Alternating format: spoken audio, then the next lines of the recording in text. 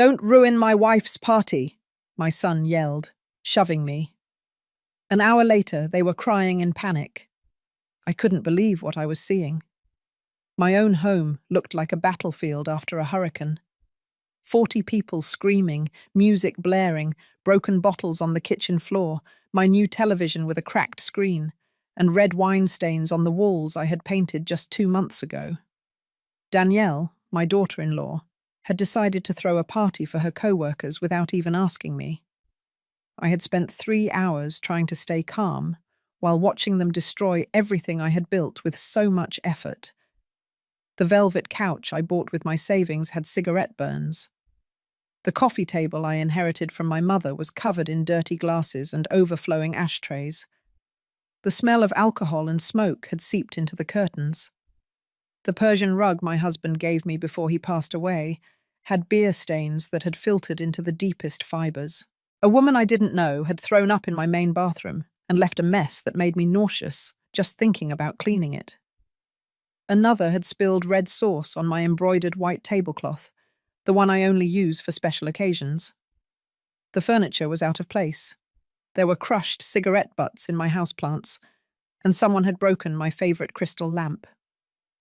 When I tried to ask them to be more careful, Danielle looked at me with that fake smile she always uses on me and told me not to worry, that she would take care of everything afterward. But I knew that was a lie. It was always a lie with her. Every promise, every apology, every "I'll fix it later, Mrs. Audrey," that came out of her mouth was one more lie I had chosen to believe, because I wanted to maintain peace in my family. Robert, my son, was out on the deck, laughing with his friends, as if none of this mattered, as if it wasn't his mother who was watching them turn her home into a disaster, as if the 40 years I spent working to buy every piece of furniture, every ornament, every detail of this house meant nothing to him. I walked over to him, trying to keep my voice low so I wouldn't make a scene, but I needed him to understand what was happening. I touched his arm gently and told him to please talk to Danielle, that things were getting out of control, that my house was not a bar, and that I hadn't given permission for this madness. I explained that I had just found one of her friends throwing up in my bathroom, and that there were stains all over the house that would cost a fortune to clean. I reminded him that this house was my home, the place where I planned to live out my last years in peace. Robert looked at me with eyes I didn't recognize. He was my son, but at that moment, he seemed like a stranger. He got up from the chair, swaying a little. He had been drinking all night, and his face transformed into something that scared me. The expression I saw there was not that of the boy I raised, nor the man who had gotten married 5 years ago. It was something cold, cruel, full of a contempt that pierced me like an invisible dagger. He shoved me against the hallway wall with such force that I felt my back hit the doorframe. The physical pain was intense, but it was nothing compared to what I felt in my chest when he opened his mouth and yelled at me with a rage I had never seen in him. His words came out like poison, every syllable calculated to hurt me in the deepest part of my being. "Don't ruin my wife's party. This is your problem for being so bitter, always trying to ruin everything good that happens to us. Go to your room and leave us alone." Everyone at the party went quiet for a moment, as if they had witnessed something they shouldn't have seen. I felt all eyes fixed on me, some with pity, others with discomfort, and a few with that cruel satisfaction of someone who enjoys watching another person's humiliation. But then they went back to their music and their laughter, as if nothing had happened. As if seeing a woman of 69 years old being shoved and yelled at by her own son was a normal thing. I stood there against the wall, feeling the tears burn my eyes, but I didn't let them fall. I wasn't going to give them the pleasure of seeing me cry. I wasn't going to become the spectacle they seemed to be enjoying so much. Danielle appeared behind Robert with a glass of wine in her hand, and that smile I hated so much. She didn't say anything, but her eyes told me everything. She had won. Oh, that's what she thought. Her friends surrounded her like a protective shield, whispering things I couldn't hear, but which were surely comments about the bitter mother-in-law who didn't know how to have fun. I watched as they all looked at me with that mix of pity and scorn that young women reserve for older women they consider obsolete. I walked slowly toward my bedroom, the only part of the house that still belonged to me, and locked the door. From there, I could hear the party continuing, the laughter, the way my house was turning into their amusement park. I sat on the edge of my bed, and for the first time in 69 years of life, I felt completely alone in the world. The noise continued until at 4 o'clock in the morning. Music, laughter, shouting, more bottles breaking, more unknown voices filling every corner of my home. When they finally left, I didn't leave my room. I knew I would find my home destroyed, and I didn't have the strength to see it right then. It was better to wait until dawn to face the reality of what had happened. But while I was lying there in the dark, listening to the silence the storm had left behind, something changed inside me. It wasn't sadness or pain I was feeling. It was something different, something cold and calculating that I had never experienced before. Robert had crossed a line of no return. He had humiliated me in front of strangers. He had shoved me as if I were an annoying obstacle. He had yelled at me as if I meant nothing to him. My whole life, I had been the mother who forgave everything, who justified everything, who endured everything for love. But that night, in the silence of my destroyed room, I made a decision that would change everything forever. I was no longer going to be the same Audrey Miller I had been until that moment. Tomorrow, I would start remembering things I had preferred to forget. Tomorrow, I would start asking the right questions and looking for the answers I had been avoiding. Because if my own son could treat me like that, if he could shove me in my own house and yell at me in front of strangers, then maybe there were many other things I didn't know about him. The morning arrived with a different kind of silence than usual. It was not the silence of peace, but the silence that comes before the storm, and I was ready to become that storm. When I came out of my room at noon the next day, the house looked like it had been hit by a tornado, but it wasn't just the physical mess that hurt. It was the certainty that something had changed forever between my son and me. As I cleaned up the broken glass and picked up cigarette butts from my plants, I couldn't stop thinking about how we had gotten here. I remembered the day Robert was born, 34 years ago. I was in labor for 18 hours in a public hospital where the nurses barely had time to look at me. His father had died in a construction accident when I was 6 months pregnant, so I faced everything alone.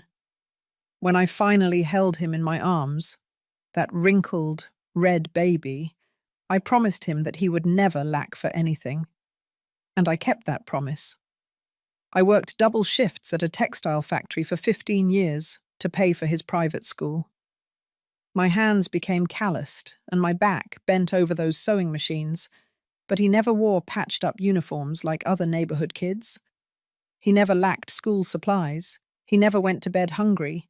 He never had to walk in the rain because we didn't have money for the bus. When he turned 18 and wanted to study engineering, I sold the jewelry my mother had left me to pay for his tuition. They were the only memories I had of her, but I didn't hesitate for a second.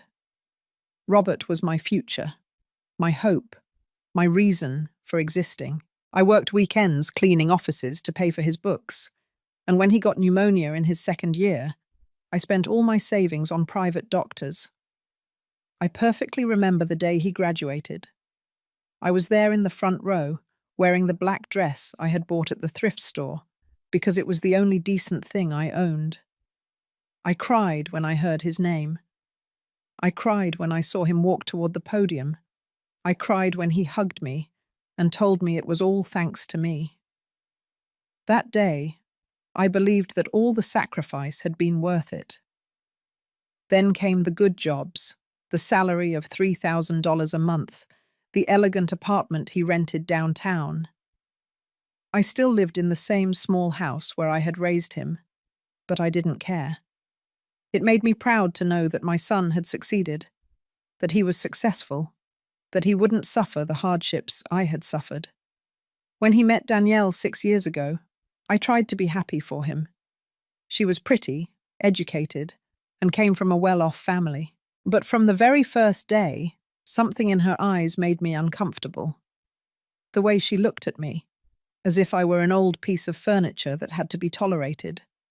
The way she talked about her parents, always mentioning trips to Europe, dinners at expensive restaurants, the beach house.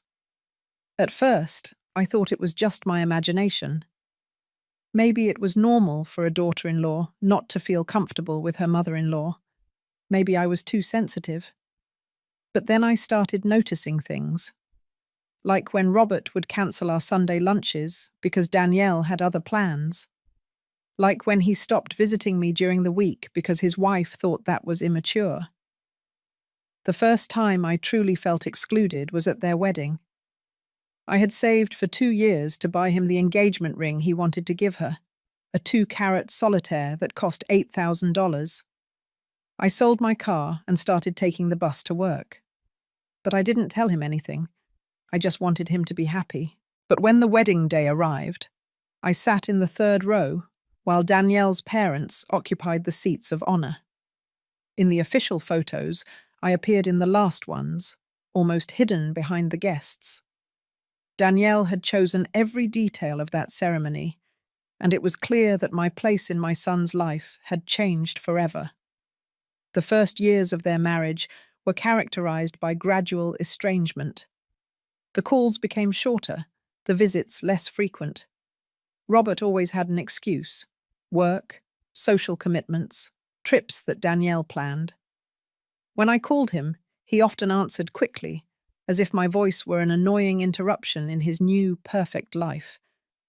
Then came the comments, small cruelties wrapped in supposed concern. "Mom, Danielle thinks maybe you need a hobby, something to keep you busy so you don't feel so lonely. Oh, don't you think it would be better if you made friends your own age?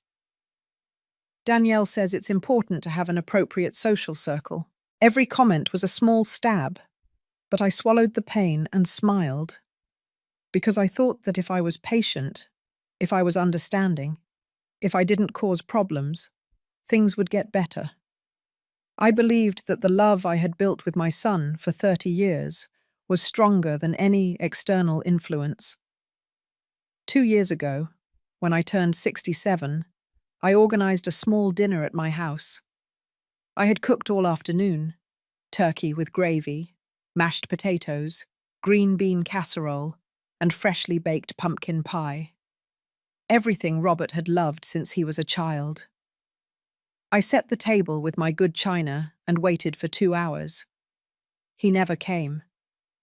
He called me the next day to apologize, but I could hear Danielle laughing in the background. It was then that I started to suspect that something more was going on. It wasn't just the emotional distance. It wasn't just the lack of time. There was something calculated in the way they kept me away. Something intentional in the way Danielle had gradually taken control of every aspect of my son's life. Last night, when Robert shoved me against that wall, when he yelled at me in front of all those strangers, when I saw the satisfaction in Danielle's eyes, I finally understood the truth.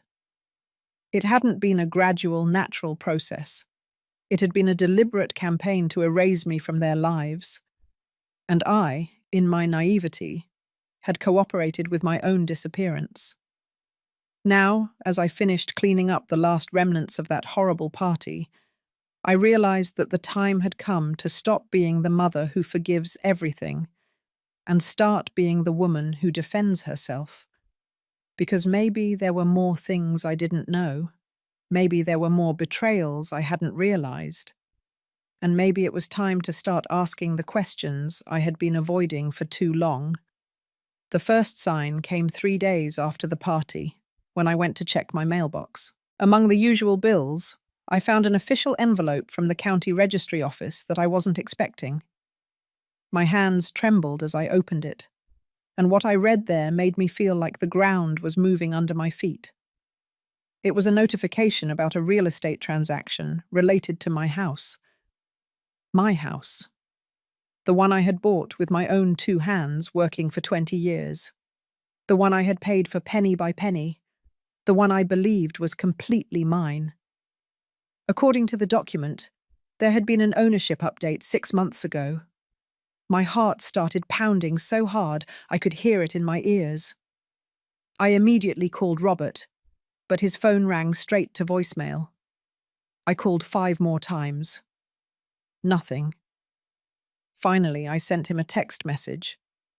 I urgently need to talk to you about some property papers that arrived. He replied 4 hours later. I'm busy, Mum. We'll talk tomorrow. But I couldn't wait until tomorrow. That night, I couldn't sleep, tossing and turning in bed, trying to remember when I had signed any document related to the house. And then, like a flash of lightning, something I had completely blocked out came back to me. 8 months ago, Robert had come home with Danielle one afternoon, smiling brightly, very affectionate. They said they had come to visit me, that they wanted to spend time with me. Danielle had even brought flowers and a chocolate cake. It seemed strange because she had never shown that kind of gesture, but I thought maybe she was making an effort to improve our relationship. During the visit, Robert asked me to sign some papers. It's just to update the information for the house, Mum, he said. You know the government is always changing the requirements. This will save you problems with taxes later on. I trusted him completely. He was my son. He was an engineer. He understood these things better than I did.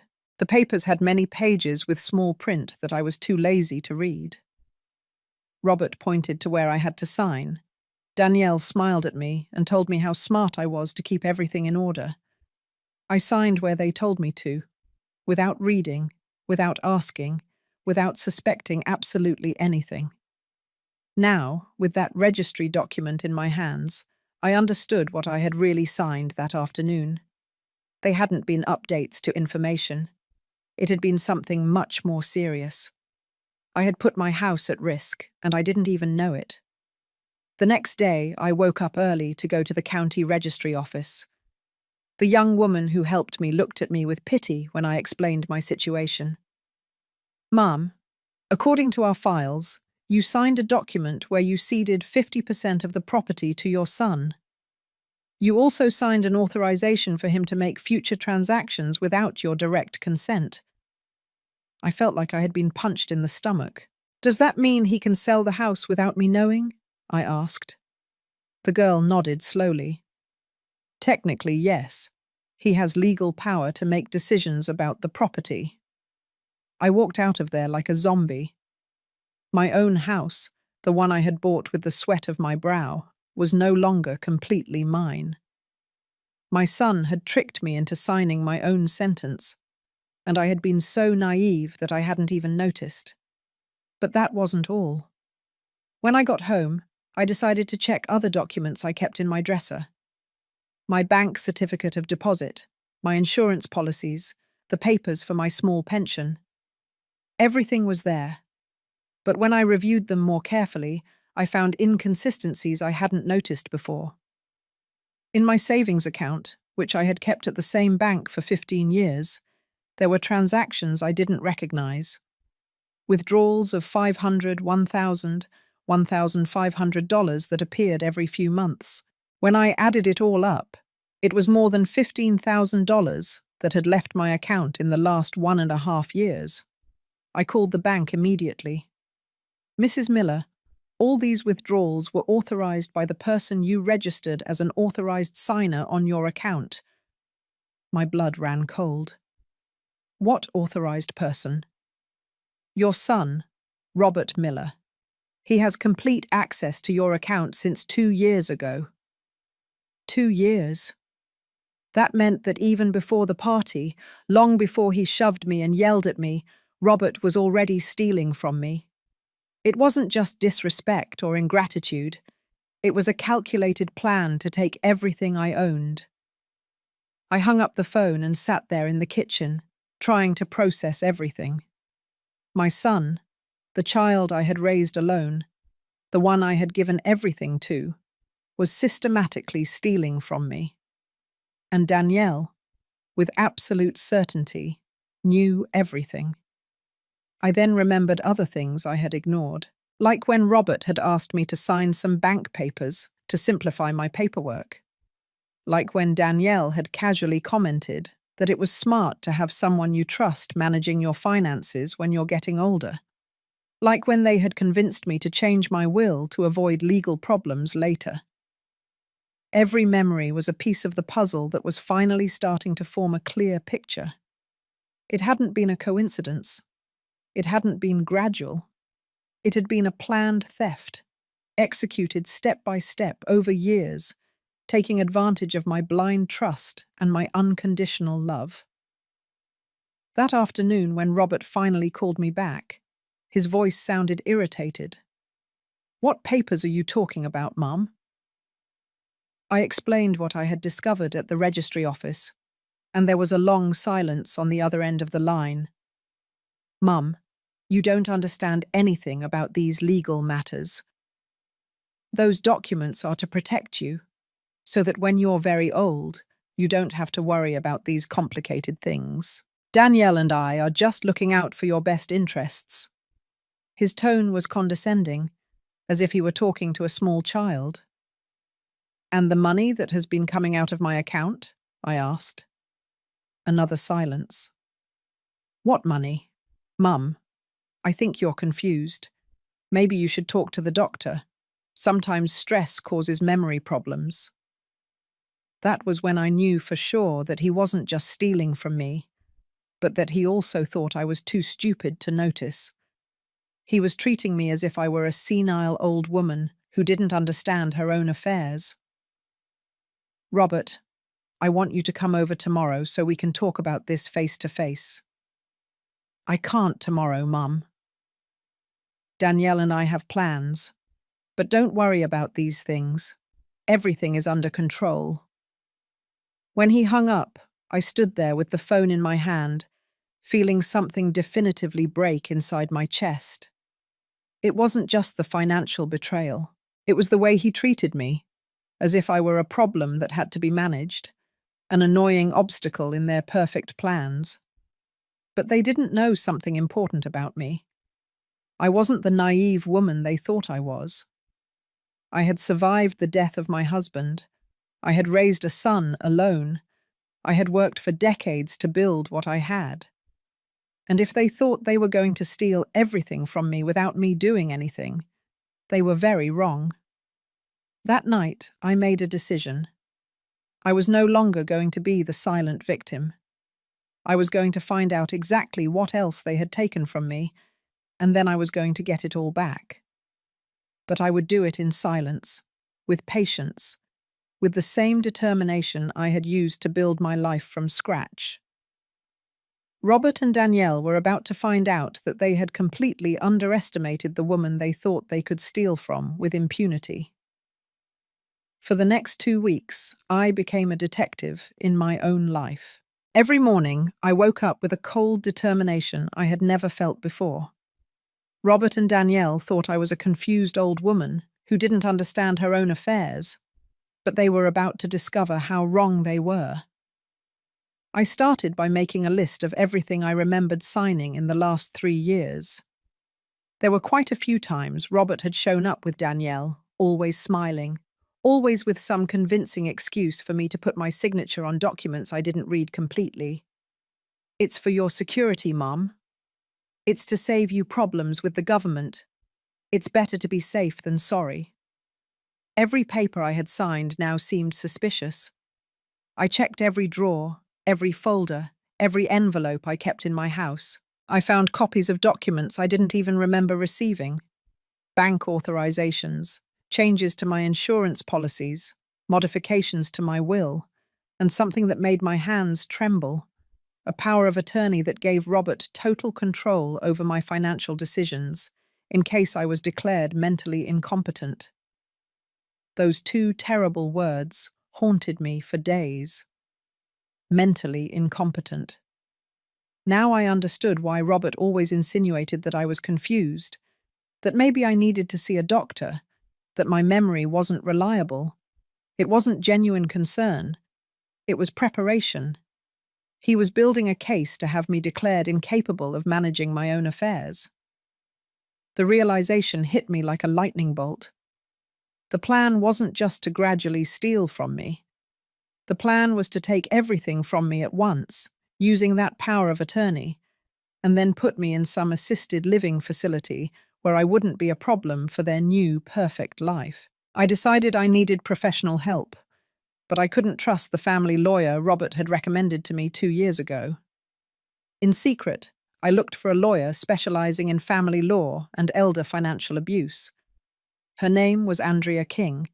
She was about 40 years old, and when I told her my story, her expression became very serious.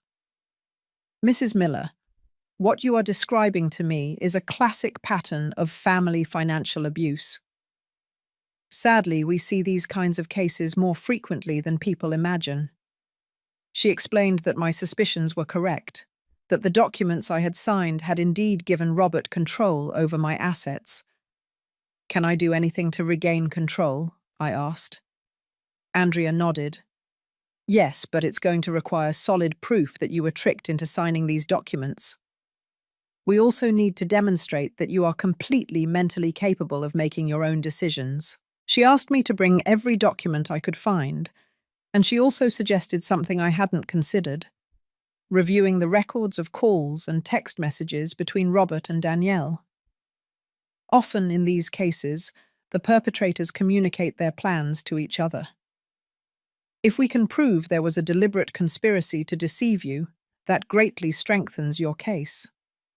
That night, as I thought about how to get that information, I remembered something.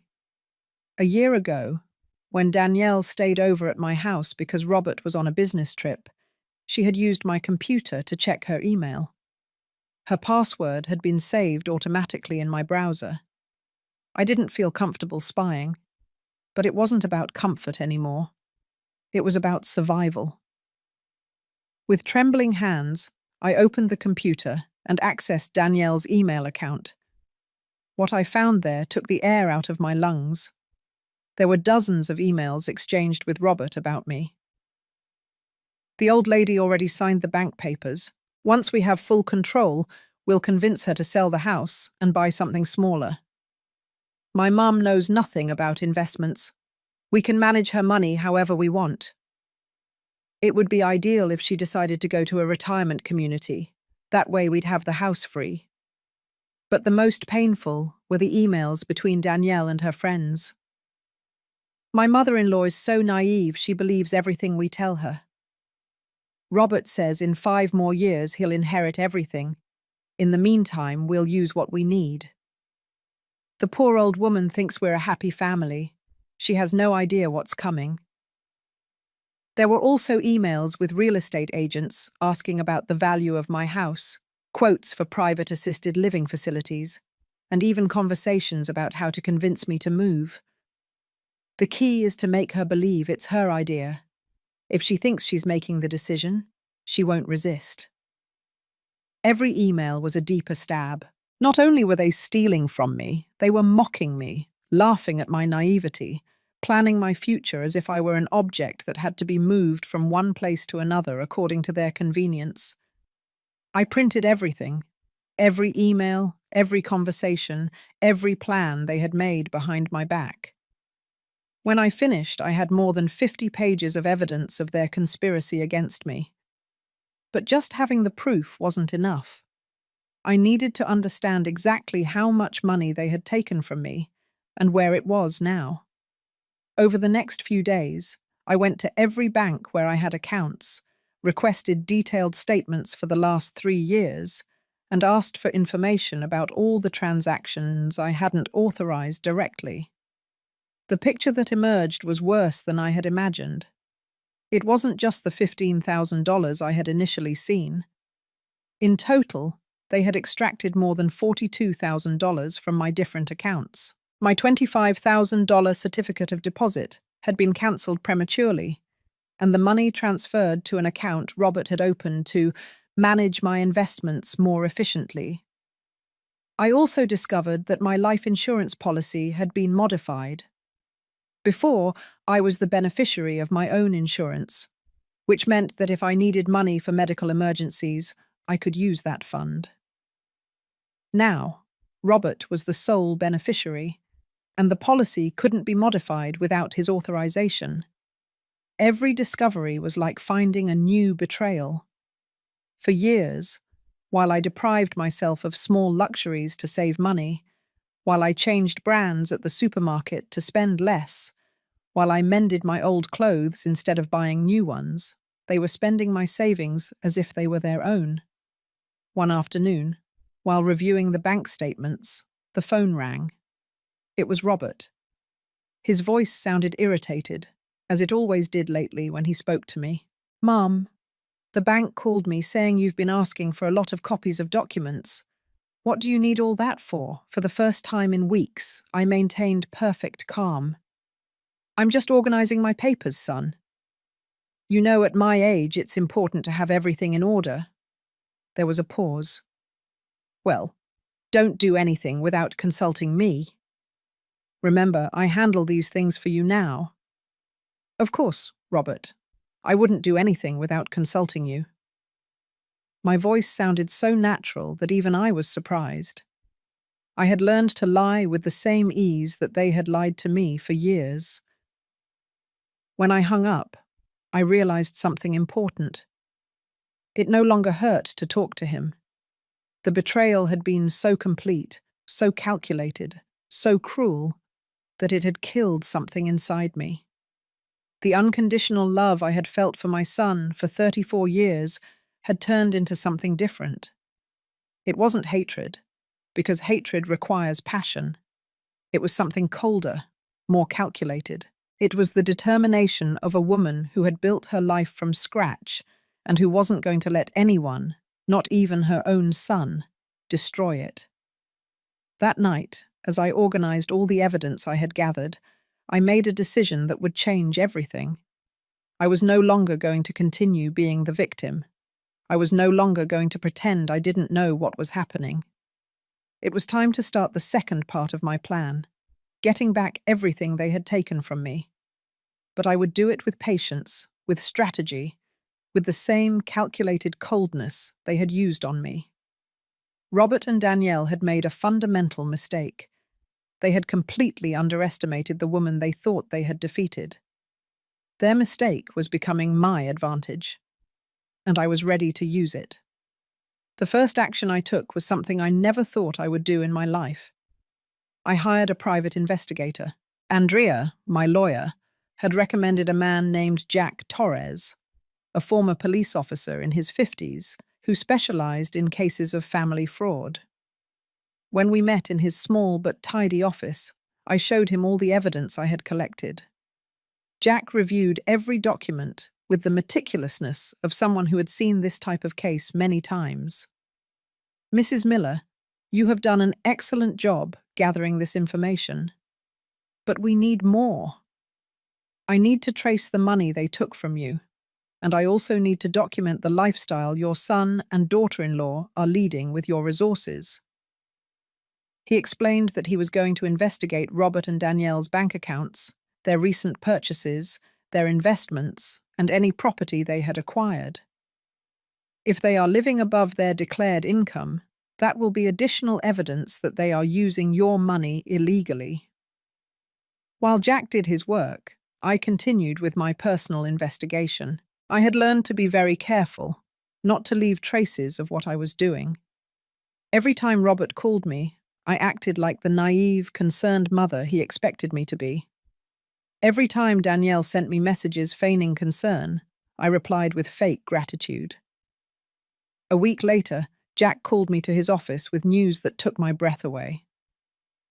"Mrs. Miller, your son and daughter-in-law have been very busy with your money." He showed me photographs of a red sports car that Robert had bought 3 months ago, a car that cost $65,000, which he had paid for in cash. They also bought furniture for their apartment worth $15,000, and Danielle had plastic surgery that cost $8,000. Everything was paid for in cash, or with transfers from the accounts they controlled in my name. The photographs showed receipts, payment vouchers, and documents that proved every transaction. But the most shocking was the information about their real estate plans. They were looking at houses in an exclusive neighborhood last week. Houses costing $300,000. The real estate agent confirmed to me that they said they were expecting to receive an inheritance soon and that they could pay in cash. An inheritance they were expecting to receive soon. My inheritance. While I was still alive, they were already spending the money they expected to inherit when I died. The coldness of that realization went through me like a cold cramp. Jack had gotten even more disturbing information. I also investigated the phone records you asked me about. Your son and daughter-in-law have been in frequent contact with a lawyer specializing in declaring mental incapacity due to senility. Apparently, they have been consulting about the legal steps necessary to gain total control over your affairs. He showed me copies of emails between the lawyer and Robert, where they discussed strategies to demonstrate the cognitive decline of an older person. The lawyer had suggested documenting episodes of confusion, obtaining testimonies of erratic behavior, and creating a medical record to support the mental incapacity. Your son has been building a case to declare you mentally incompetent, Mrs. Miller. If he had succeeded, he would have gained total legal control over all your assets and decisions. The magnitude of the betrayal was so great that for a moment I couldn't breathe. Not only were they gradually stealing from me, they were planning to take everything from me at once and then lock me away somewhere where I would no longer be a problem for them. It was a plan so calculated, so cruel, that it seemed straight out of a nightmare. But I was no longer the same woman I had been a month ago. The pain had been replaced by a cold, calculated determination. Jack, what do I need to prove that I am completely sane and that they deliberately tricked me? He explained that I needed psychological and medical evaluations to prove my mental competency, and I also needed to document that I had been tricked into signing the documents under false pretenses. The good news is that we have clear evidence of conspiracy and fraud. The bad news is that it's going to be a long and costly legal battle. I don't care how much it costs or how long it takes, I told him with a voice that sounded firmer than I had heard myself in years. I want to get back everything they took from me, and I want them to face the consequences of what they have done. Over the next 2 weeks, I followed Andrea's instructions to the letter. I underwent extensive psychological evaluations with 3 different specialists. All concluded that I had perfect mental capacity for my age, excellent memory, and no signs of cognitive decline. The medical reports demonstrated that I was completely capable of making my own financial and legal decisions. I also hired a forensic accountant to trace exactly where every dollar of my money had gone. The numbers were devastating. In total, Robert and Danielle had extracted, transferred, or spent more than $85,000 of my funds in the last 2 years.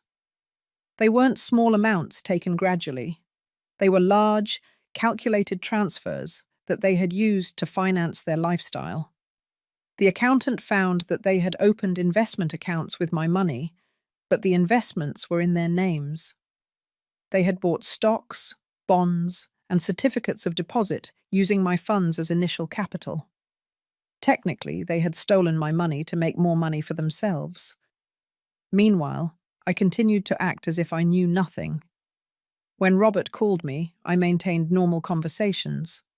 When Danielle sent me occasional messages, I responded with the same cordiality as always. I even accepted an invitation to dinner at their place, where I acted like the grateful mother-in-law they expected me to be.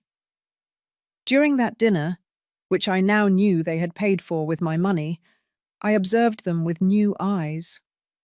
The way they looked at each other when they thought I wasn't watching, The complicit smiles they exchanged, the way they talked about their future plans, never including me. Everything had a different meaning now that I knew the truth. Danielle showed me her new ring, a diamond that must have cost at least $5,000. "Isn't it beautiful, Mrs. Audrey? Robert got it for me for our anniversary." I smiled and congratulated her, knowing perfectly well that the ring had been bought with my money.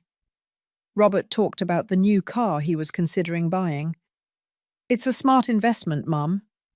Good brand cars hold their value."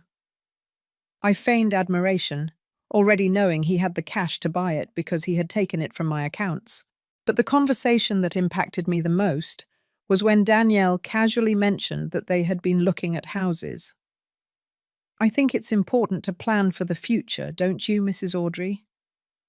Especially when families change and needs are different." The way she said, "when families change," made me understand that they were already publicly planning a future without me. They didn't bother to disguise it because they thought I was too naive to understand the implications of what they were saying. That night, when I returned home, I sat in my kitchen with a cup of chamomile tea and reviewed all the legal documents Andrea had prepared. Lawsuits for fraud, for elder financial abuse, for falsification of documents, and requests to regain full control of my assets. Everything was ready. I had the evidence, I had the expert witnesses, I had the medical documentation proving my mental competency, and I had a complete trail of every dollar they had stolen from me. But before proceeding legally, I decided to give them one chance. Not because I forgave them, but because I wanted to see if there was any vestige of conscience in the son I had raised. I wanted to know if, when faced with the truth, Robert would show any genuine remorse. The next day, I sent him a simple text message. "Son, I need to talk to you about something important. Can you come over tomorrow?" His reply was typical. "What is it now, Mum? I hope it's not another one of your confusions with the bank papers." His confusions. Even when I was giving him the opportunity to do the right thing, he still treated me as if I were a senile old woman who didn't understand her own affairs. That response confirmed that I had made the right decision. There was no turning back. While I spent sleepless nights organizing evidence and meeting with lawyers, Robert and Danielle lived as if they were millionaires. Their social media was a constant exhibition of the luxury life they were financing with my money. Every day I checked their profiles, not out of masochism, but because Jack had explained that these posts were additional evidence of how they were spending my funds. Danielle uploaded almost daily photos of her culinary adventures. Elegant restaurants where dinner for two cost more than $200, imported wines that were worth more than my monthly pension, artisanal desserts that looked like works of art. In every photo, she appeared smiling, tagging Robert and writing phrases like, "Life is too short not to enjoy it," or "We deserve the best." Robert had developed an obsession with showing off his new professional lifestyle. Photos of his redesigned office with modern furniture that I recognized from the invoices Jack had obtained. Images of business meetings in exclusive clubs where membership cost $5,000 annually. Posts about his smart investments and strategic financial decisions. But what hurt the most were the posts where they appeared together, happy, celebrating achievements that they had financed with my savings. The photo from the day they bought the sports car, embracing in front of the dealership, with the caption, "When you work hard, dreams come true." The image of Danielle wearing her $8,000 pearl necklace with the phrase, "My husband knows how to make me feel special." There was something particularly cruel about the way they documented every luxury. It was as if they were celebrating not only their good fortune, but specifically the fact that they had achieved it by deceiving me. Every post seemed like a message directed at me, even though they didn't know I was seeing them. Danielle had started posting inspirational reflections about life that sounded like direct mockery of my situation. Sometimes you have to step away from negativity to find true happiness. The real family is the one you choose, not necessarily the one you get by blood. When you free yourself from toxic people, your life flourishes in incredible ways. Toxic people, negativity. I, who had worked for decades to give my son everything he needed, was now publicly classified as the negative influence they had had to free themselves from. And they were doing it using the money they had stolen from me to pay for the luxury that allowed them to feel superior to me. Robert had adopted a tone of a successful businessman that he had never had before. He posted motivational quotes about making difficult decisions to protect your future and not letting guilt stop you from doing what's best for your family. He constantly talked about his new investment opportunities and his financial expansion plans. My money turned into his investment opportunities. My decades of saving transformed into his difficult decisions to protect his future. The most unbearable were the Mother's Day posts. Danielle had uploaded a photo of her with her own mother, accompanied by a long text about mothers who truly love their children unconditionally and support them in their adult decisions.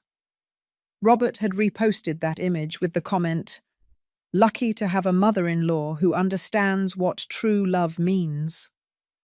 A mother-in-law who understands true love, while I, his own mother, was classified as the obstacle they had had to free themselves from to be happy. But it wasn't just social media. Jack had been following them discreetly and brought me weekly reports of their activities. They ate lunch at expensive restaurants 3 times a week. Danielle got beauty treatments at a luxury spa every Friday. Robert had hired a private personal trainer that cost him $300 per session.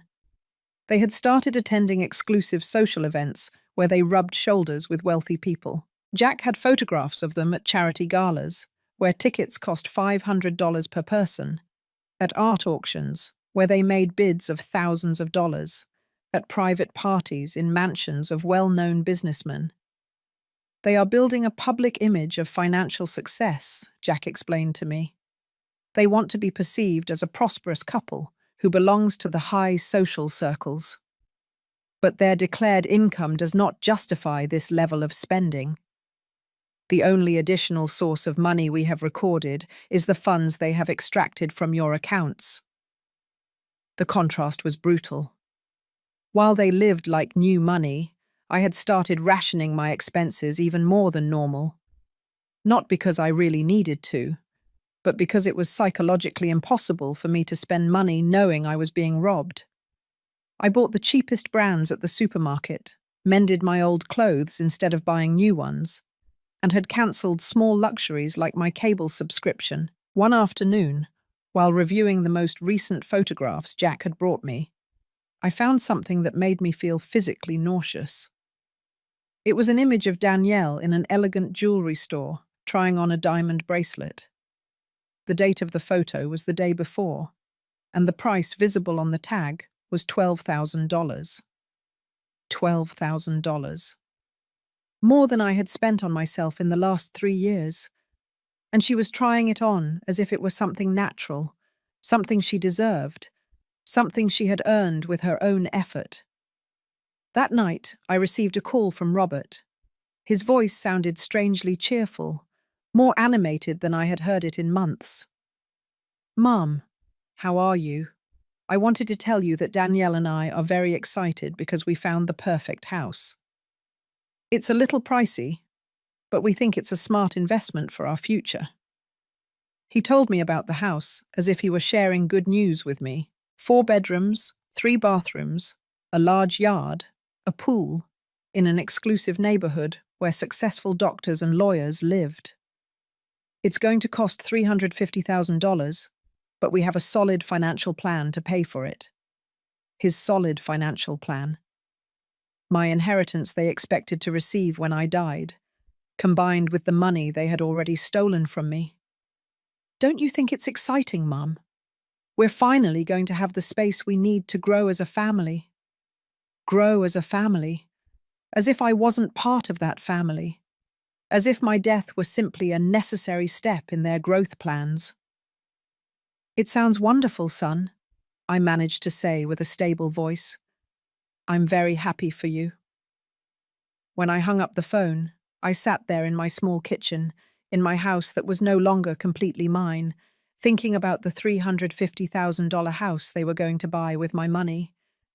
Thinking about the $12,000 jewelry Danielle had tried on yesterday. Thinking about the luxury life they were living while treating me as if I were an annoying burden that had to be managed. But I no longer felt pain. The pain had been replaced by something more powerful, the absolute certainty that the time had come to act. Robert and Danielle had made the mistake of completely underestimating the woman they thought they had defeated. Tomorrow would be the day they would discover how wrong they were. The moment I had been preparing for weeks finally arrived on a Tuesday morning. Andrea had confirmed to me that all the legal documents were ready, that the lawsuits had been officially filed, and that the court orders to freeze Robert and Danielle's bank accounts would take effect at noon. But before the legal processes began, I wanted to do something I had carefully planned. At 10 o'clock in the morning, Robert arrived at my house with that look of contained irritation he had adopted whenever he had to deal with Mom's problems. He came alone, because Danielle was at the spa receiving a $200 facial treatment that, like everything else, had been paid for with my money. What did you want to talk about, Mum? I hope it's important because I have a meeting at 11. He sat on my couch as if he were doing me a great favor by dedicating a few minutes of his valuable time.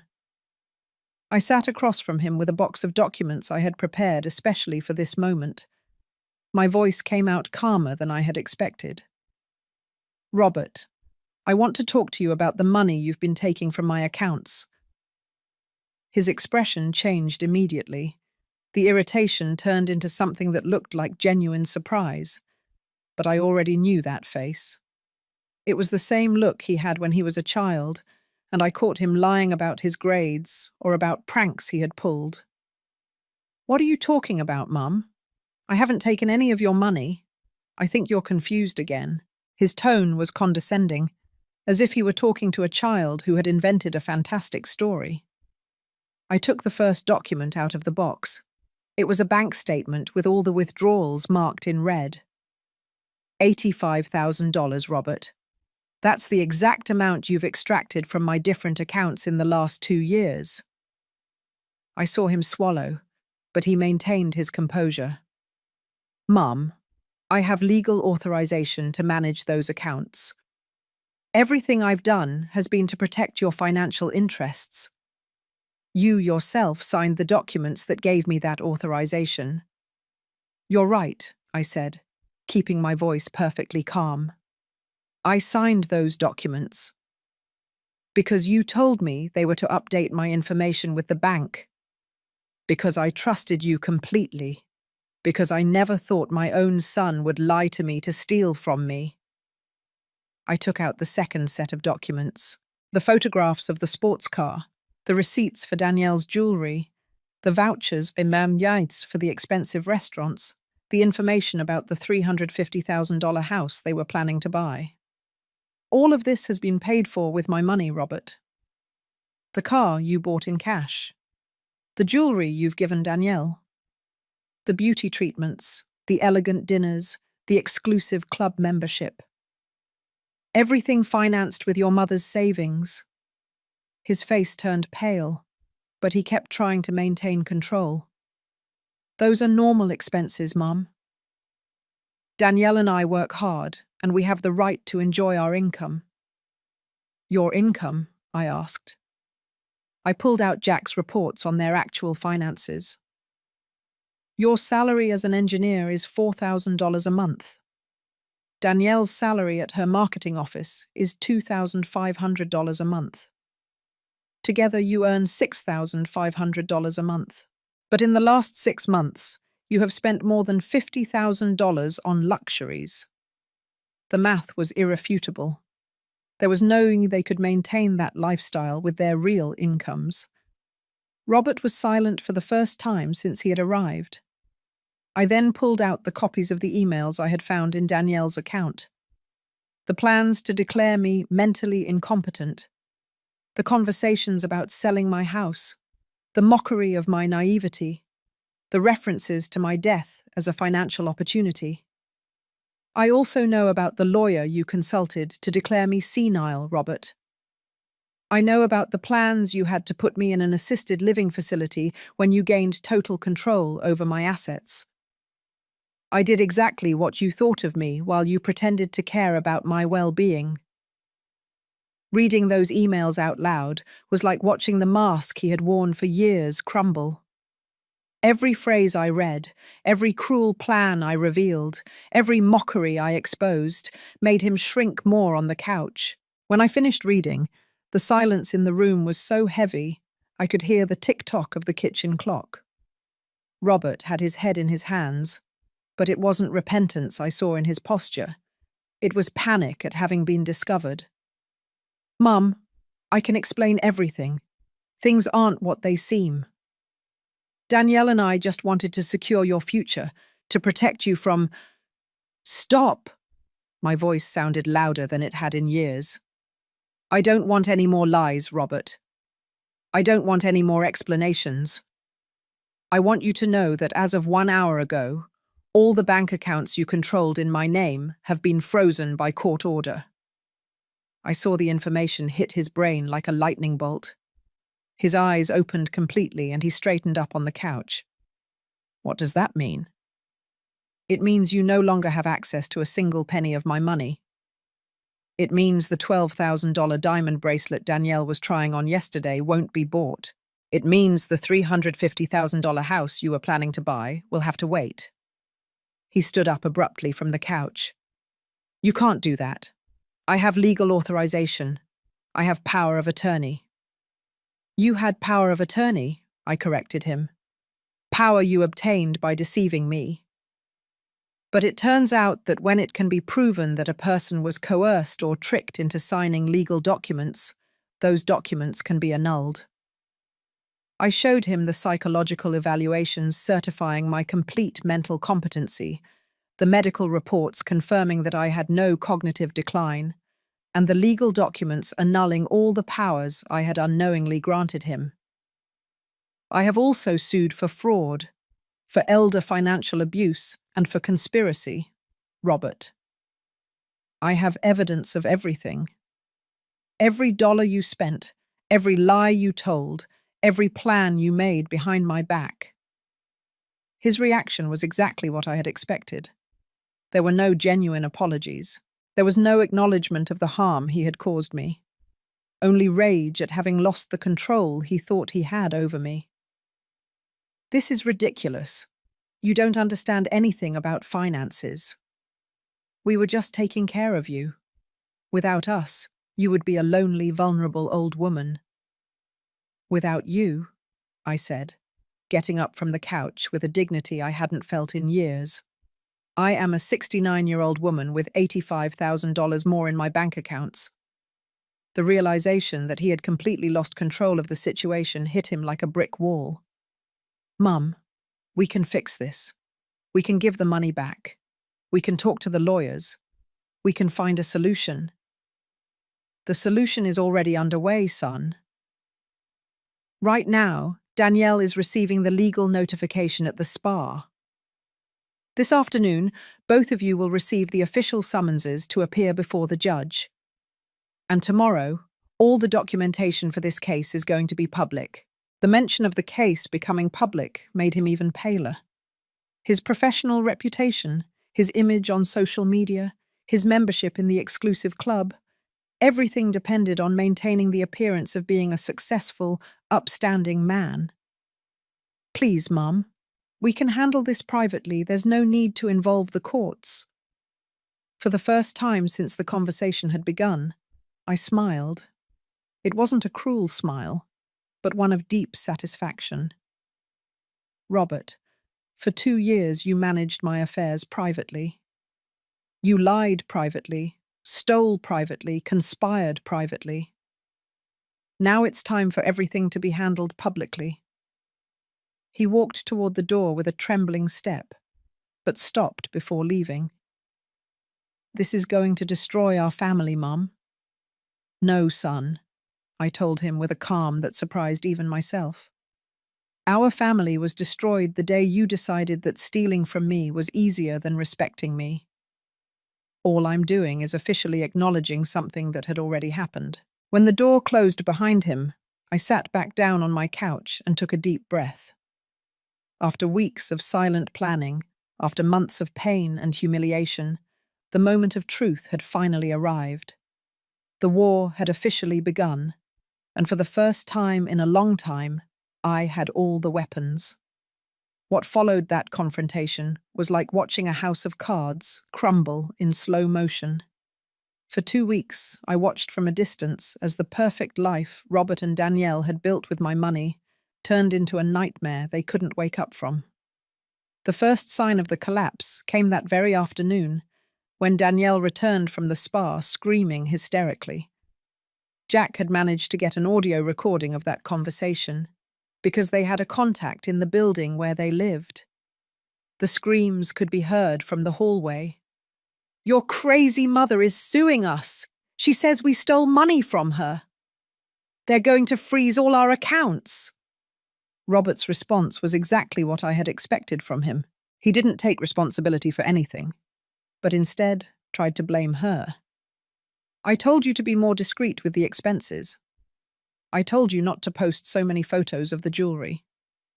Now she knows everything because of you." His first reaction was not remorse or concern for the harm they had caused me. It was panic about the consequences they were going to face. Throughout that first night, they were making desperate calls to lawyers, trying to find some way to stop the legal process that had already begun. The next day, when they tried to access the bank accounts they controlled in my name, they discovered that all of them had indeed been frozen. The ATM rejected their cards, the electronic transfers were blocked, and when they called the bank, they were informed that there were pending court orders preventing any movement of funds. That was the moment when reality hit them completely. For 2 years, they had lived as if my money were theirs, spending without restriction, planning large purchases, feeling the security of having unlimited resources. Overnight, they were left with only the income they actually had. $6,500 a month to maintain a lifestyle that cost more than $15,000 a month. The consequences were immediate and brutal. Robert had to cancel the purchase of the second car he had been considering, a $70,000 SUV he was going to pay for in cash. Danielle had to suspend all her spa appointments, her beauty treatments, and her weekly designer clothing purchases. The exclusive club membership had to be cancelled because they couldn't pay the $800 monthly fee. But the most devastating was when the car dealership came to repossess the red sports car. It turned out that even though they had paid for it in cash, they had used that car as collateral for a $30,000 personal loan they had taken out to finance their other luxuries. When the accounts were frozen, they couldn't make the monthly loan payment, and the bank ordered the vehicle's seizure. Jack brought me photographs of that humiliating moment. Danielle crying on the sidewalk while the tow truck took away the car that had been their symbol of status. Robert arguing with the bank employees, trying to explain that it had been a misunderstanding, that the money would be available soon, that they just needed more time. But it wasn't just the loss of material possessions that was destroying them. It was the public exposure of their fraud. As I had promised, all the documentation in the case became public, and the local media immediately took an interest in the story. "Engineer accused of stealing $85,000 from 69-year-old mother" was the headline that appeared in the city's main newspaper. Robert's professional reputation disintegrated in a matter of days.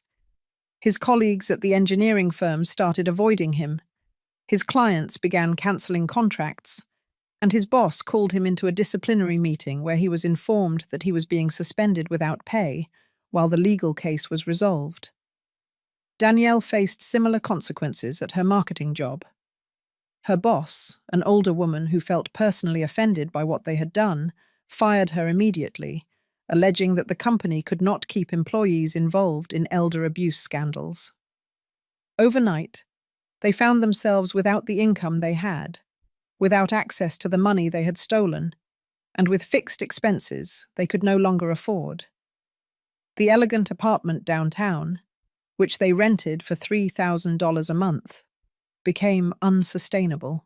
The minimum payments on the credit cards they had used to supplement their expenses quickly piled up. The most satisfying thing for me was seeing how their social circle immediately abandoned them. The same people who had been celebrating with them at parties and expensive restaurants completely disappeared when the scandal became public. The contacts from the exclusive club no longer returned their calls. Danielle's friends, who appeared in all her Instagram photos, stopped inviting her to events. Their social media, which had been showcases of their perfect life, became digital cemeteries. There were no more photos of elegant restaurants because they didn't have money to pay for them. There were no more images of new jewelry because they couldn't buy it. The motivational posts about success and financial freedom completely disappeared. After 3 weeks of silence, I received the call I had been waiting for. It was Robert, and his voice sounded completely different from how I had heard it in years. There was no trace of the condescending arrogance he had adopted with me. There was only pure desperation. "Mum, please, I need us to talk. Danielle and I are going through a very difficult situation. I think we can find a solution that works for everyone." His change in tone was so dramatic that it almost made me laugh. The man who had shoved me against the wall, yelling at me not to ruin his wife's party, was now speaking to me with the humility of someone who finally understood his real position. "What kind of solution do you have in mind, Robert?" I asked. My voice remained cold and controlled. "We can give all the money back, Mum. All of it. And we can apologize to you publicly. We can admit that we made terrible mistakes. We just ask that you withdraw the lawsuits and that we can handle this as a family." Terrible mistakes. After 2 years of systematic theft, calculated lies, and plans to declare me mentally incompetent, he now called it terrible mistakes. "Robert, the money you spent can no longer be returned. Danielle's jewelry, the beauty treatments, the dinners at expensive restaurants, the trips, all of that no longer exists. How do you plan to return money that you already consumed?" There was a long silence before he replied. "We can make a payment plan. We can work harder, get additional jobs, sell our things. We'll give you everything we have, and then we'll pay the rest monthly." It was interesting how panic had suddenly made them willing to work harder and get additional jobs. For 2 years, they had preferred to steal from me rather than make the extra effort they were now desperately offering. "And is Danielle on board with this plan to work harder to pay me back what you stole from me?" "Yes, Mum. We are both completely in agreement. We know we made serious mistakes, and we want to do the right thing." They wanted to do the right thing. Not because they truly understood the harm they had caused me, but because the consequences of their actions had finally caught up with them. "Robert, I appreciate you calling me, but the lawsuits will continue. This case is going to trial, and you will face all the legal consequences of what you did."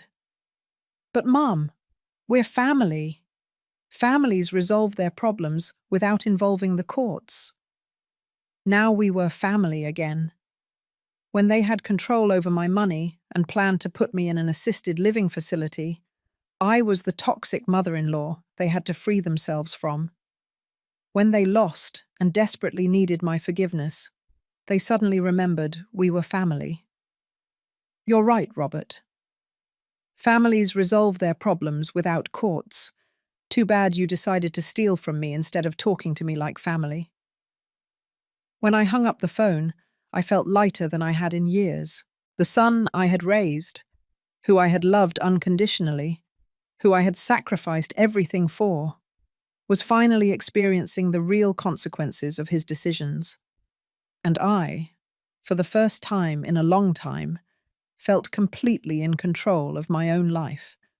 6 months after everything began, I was sitting in the yard of my new house, a small but beautiful property I had bought with the money I recovered from the lawsuit. It was a perfect Saturday morning, with the sun filtering gently through the leaves of the lemon tree I had planted the week before. In my hands, I had a steaming cup of chamomile tea, and for the first time in years, the silence around me was not the silence of loneliness, but the silence of peace.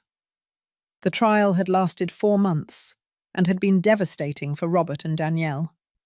The evidence we had presented was so complete, so irrefutable, that their lawyers recommended settling before the case went to a public jury.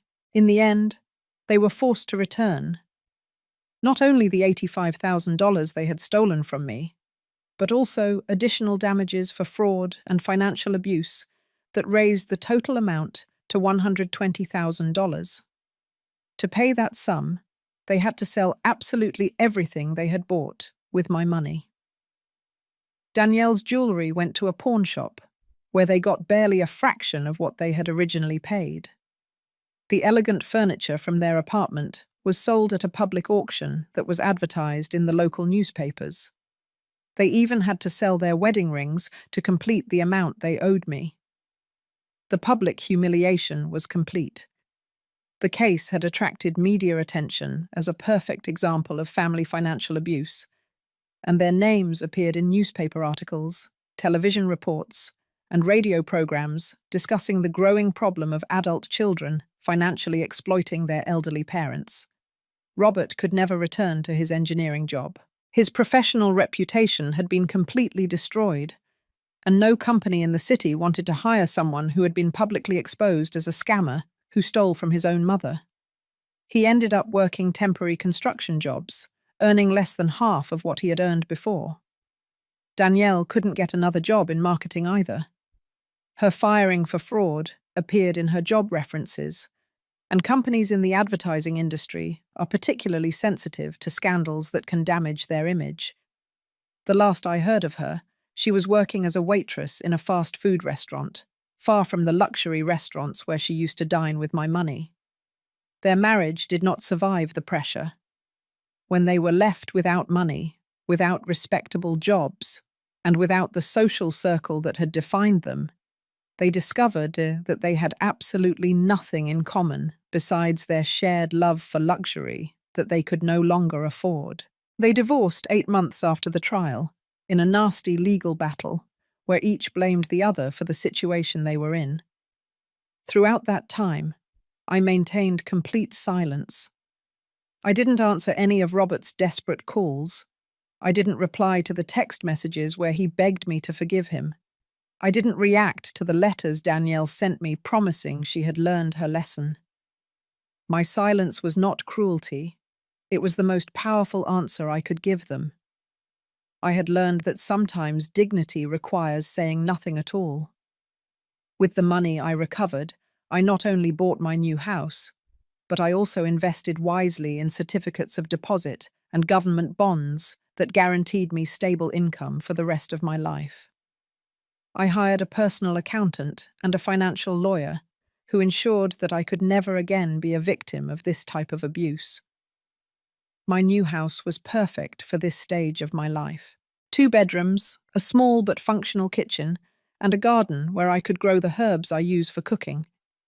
It wasn't luxurious, but every penny it had cost came from my own savings, honestly earned, without deceiving anyone, without stealing from anyone.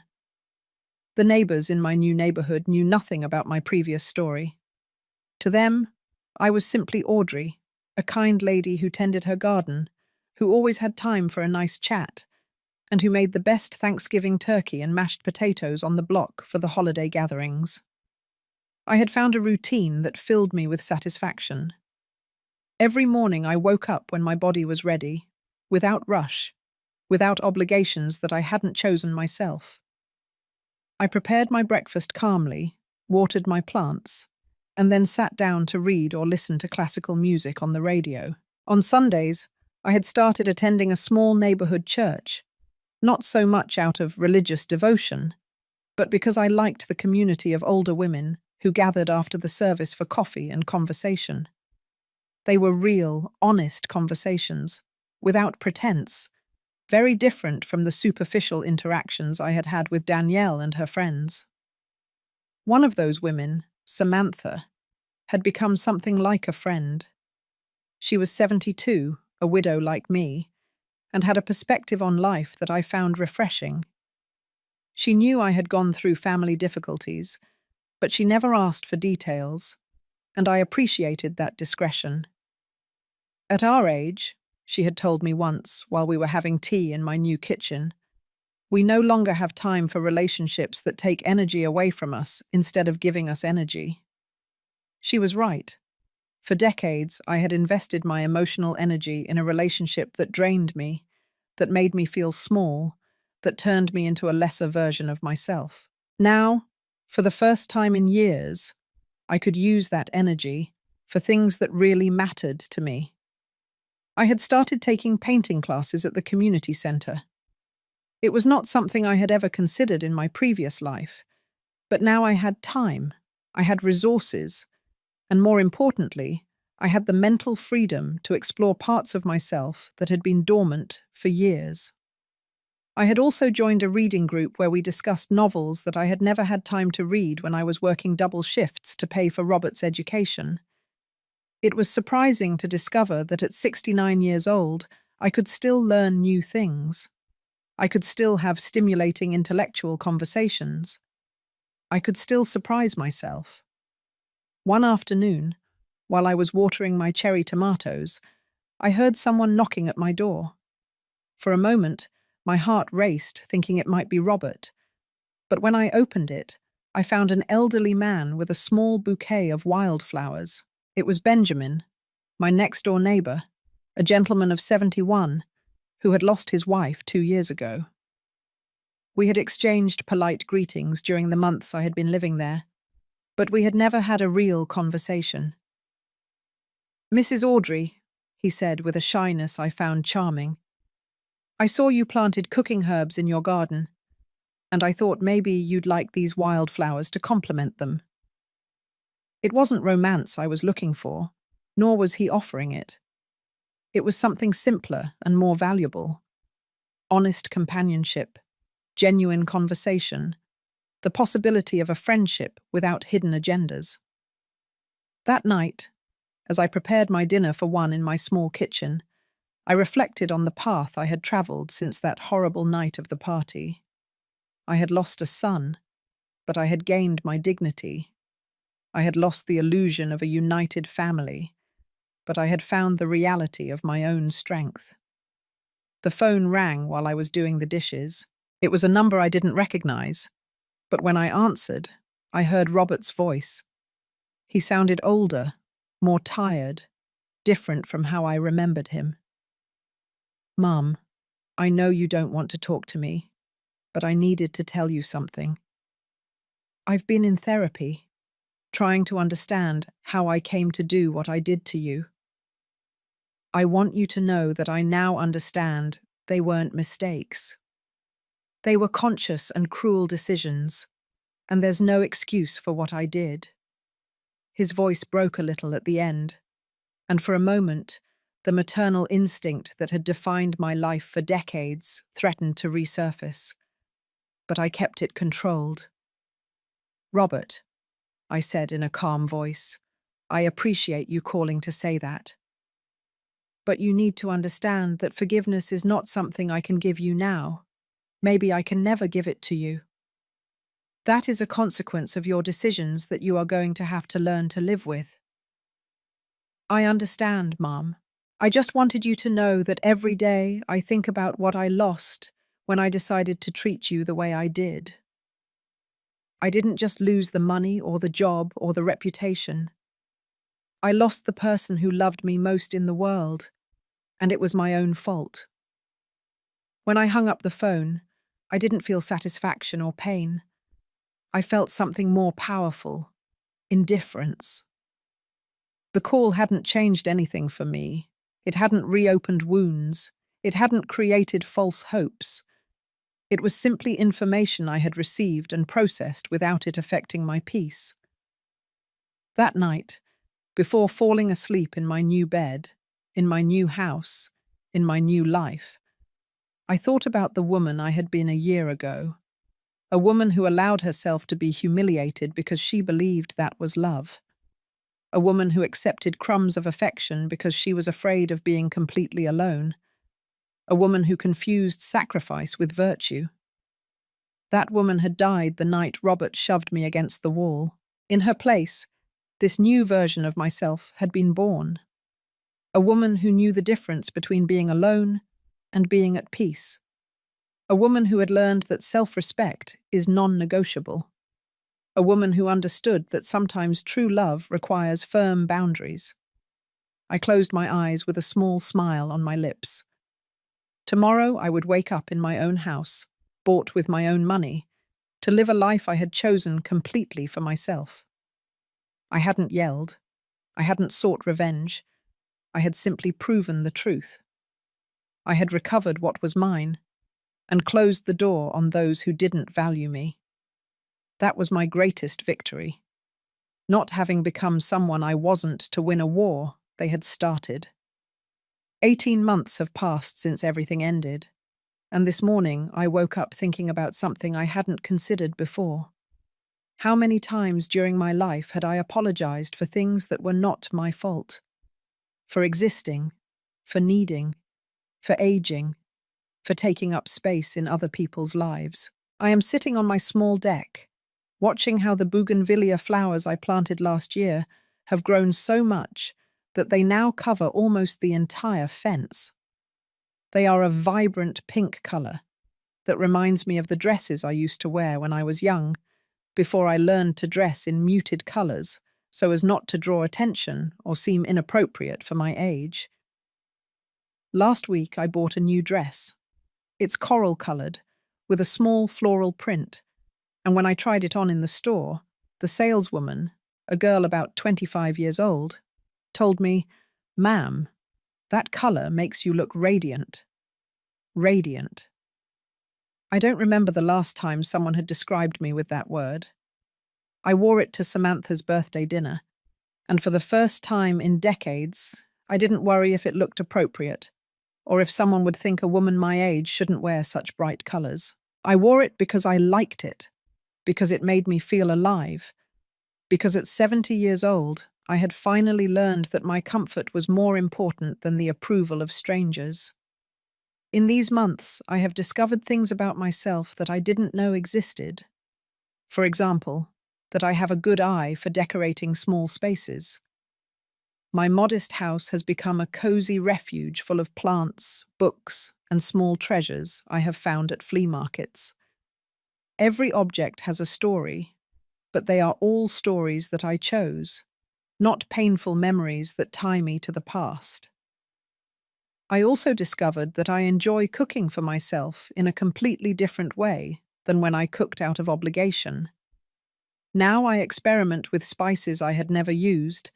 I prepare small portions of dishes that intrigue me, and I eat slowly, savoring every bite without rushing. Benjamin, my neighbor, has become an occasional dinner companion. It's not romance, although I admit there is a comfort between us that I hadn't experienced with any man since my husband died so many years ago. We share stories about our gardens, discuss the books we read, and sometimes we just sit in comfortable silence on my deck as the sun sets. 3 months ago, I received an unexpected letter. It was from Andrea Miller, a distant niece who had lost touch with me years ago. She had heard about my situation through other relatives and wanted to reconnect. She wrote to me, "Aunt Audrey, I always remembered how strong you were when I was a child. Knowing what you faced and how you came out ahead inspires me a lot. It made me reflect on the legacy I am leaving. For decades, I thought my purpose in life was to sacrifice myself for my family, especially for Robert. I believed that the success of my motherhood was measured by how much I was willing to suffer for my son. Now I understand that perhaps my true legacy is demonstrating that it's never too late to stand up for yourself, to reclaim your own dignity, to choose peace over toxic relationships. Last month, while organizing my financial documents, I found an old photo of Robert when he was 8 years old. He was smiling with that genuine smile of a happy child, with the slightly crooked teeth he refused to fix with braces. For a moment, I felt a pang of nostalgia, not for the relationship we had lost, but for the innocence of those days when love was simple and had no hidden conditions. But the nostalgia quickly passed. That 8-year-old boy became a man who chose to betray me, steal from me, and plan my future as if I were an annoying burden. The decisions he made as an adult cannot be erased by the tenderness of his childhood years. I put the photo in a box with other memories that I prefer to keep in the past. I didn't throw it away because I don't feel hatred, but I also didn't put it in a visible place because it is no longer part of my present. My current routine includes things I never thought I would do. On Tuesday mornings, I take water aerobics classes at the community centre, surrounded by other women my age who, like me, have decided that staying active is a form of rebellion against the idea that aging means becoming invisible. On Thursday afternoons, I participate in a book club where we discuss novels written by women. Last week, we read a book about a woman in her 50s who left her 25-year marriage to start a new life. During the discussion, I commented that it's never too late to start over, and several women in the group nodded with a comprehension that only comes from lived experience. On Sundays, I still attend church, not so much out of religious devotion, but because I appreciate the community. During coffee hour after the service, I listen to stories from other women who have faced similar family betrayals. It's surprising and sad how many of us have gone through similar experiences. One of them, Ivana, told me that her daughter had scammed her into selling her house and moving to a small apartment, promising her that she would invest the money wisely for her future. The money disappeared into her son-in-law's gambling debts.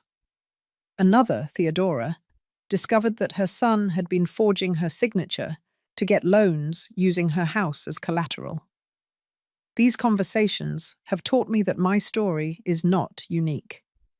There is a silent epidemic of financial abuse towards elderly people, especially by family members who take advantage of trust and unconditional love. But I have also learned that many women, like me, find the strength to fight and reclaim their dignity. I have carefully invested the money I recovered from the lawsuit. I have enough to live comfortably for the rest of my life, without depending on anyone. That financial security has given me something I hadn't had in years: the freedom to make decisions based on what I want, not on what I need to survive. For the first time in decades, I buy new books instead of waiting for them to arrive at the library. I allow myself fresh flowers for my dining table every week. When my old refrigerator started to fail, I bought a new one without having to ask anyone's permission or justify the expense.